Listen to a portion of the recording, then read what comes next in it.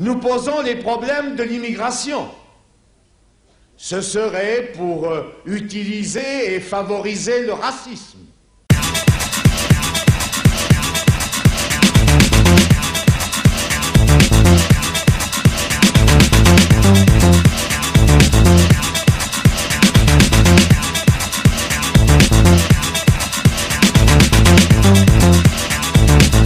Francis Bouygues est entrepreneur de travaux publics et il emploie dans son entreprise environ 80% de main-d'œuvre étrangère sur les chantiers. C'est une excellente main-d'œuvre parce qu'elle est jeune, elle est très solide physiquement, elle est extrêmement courageuse, mais elle ne parle pas le français pour sa grande majorité et elle n'est pas suffisamment qualifiée. Alors si nous voulons pouvoir avoir une action de qualification auprès de ces gens-là, il faut qu'on puisse les intégrer socialement. Alors si on veut pouvoir les intégrer socialement, ces hommes, pour qu'ils s'intègrent à la vie économique et sociale, il faut qu'ils puissent fonder une famille, il faut qu'ils aient la possibilité de se marier et d'avoir des enfants. Donc là où le problème est difficile pour le travailleur étranger, c'est de pouvoir s'implanter en France et d'y fonder une famille. À partir du moment où le travailleur étranger s'implante en France et fonde une famille, le problème est pratiquement résolu et il est tout à fait différent.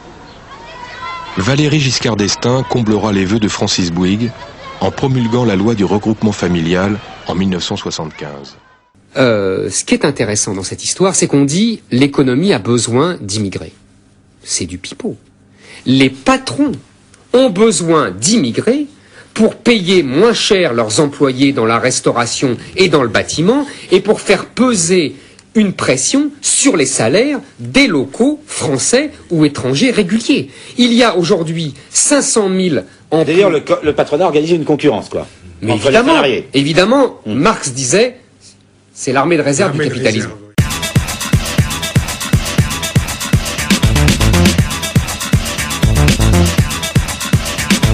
Oui, parce que quand même, quand vous voyez un ouvrier comme moi, par exemple, qui va faire, disons, 5,80 de l'heure, embaucher un arabe à 5,20, il accepte pour quelle raison?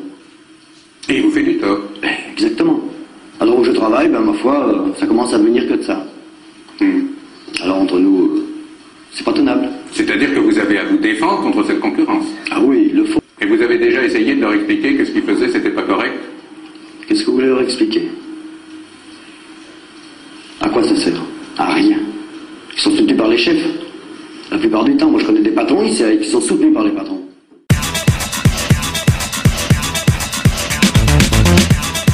Moi, je trouve que Sarkozy a une part de génie. Il a déjà... C'est un tombeur de masques. Mais les siens aussi tombent. Je vais vous dire pourquoi. Avec l'ouverture, il a déjà révélé ce qu'on savait déjà, crûment, qu'il n'y avait pas une feuille de papier à cigarette entre la droite et la gauche, entre les libéraux sociaux et les sociaux libéraux. Là, il révèle au grand jour le secret le mieux gardé de la République française depuis 30 ans, c'est-à-dire l'alliance objective entre les patrons qui veulent de la main-d'œuvre moins chère et surtout, au-delà de la main-d'œuvre moins chère, qui veulent peser et qui réussissent grâce à l'immigration à peser sur les salaires des ouvriers locaux, qu'ils soient français ou étrangers, réguliers d'ailleurs. Bon. Et les gauchistes, droits de l'hommistes, bien pensants, qui sont les idiots utiles du capitalisme et qui poussent à la régularisation massive, à l'abandon des frontières. Ces deux-là sont alliés depuis 30 ans. C'est eux qui dirigent la politique française depuis 30 ans en matière d'immigration.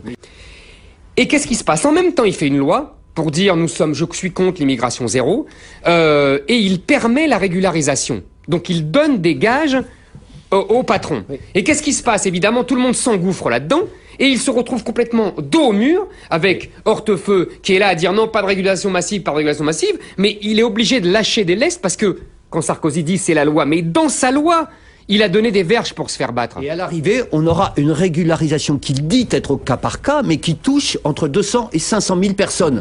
Et que cette régularisation aboutit à faire, il faut bien en être conscient, à faire baisser les salaires que par ailleurs on prétend vouloir faire augmenter. Mais de toute façon, c'est ça, c'est la police. C'est ça, mais l'autre contradiction de Sarkozy, c'est qu'il va en Angleterre et il nous donne le modèle économique anglais en modèle. Très bien. Mais qu'est-ce que c'est le modèle économique anglais si ce n'est justement faire venir des centaines de milliers d'immigrés pour faire baisser les salaires, pour exploser la classe ouvrière anglaise et pour augmenter et pour relancer la croissance.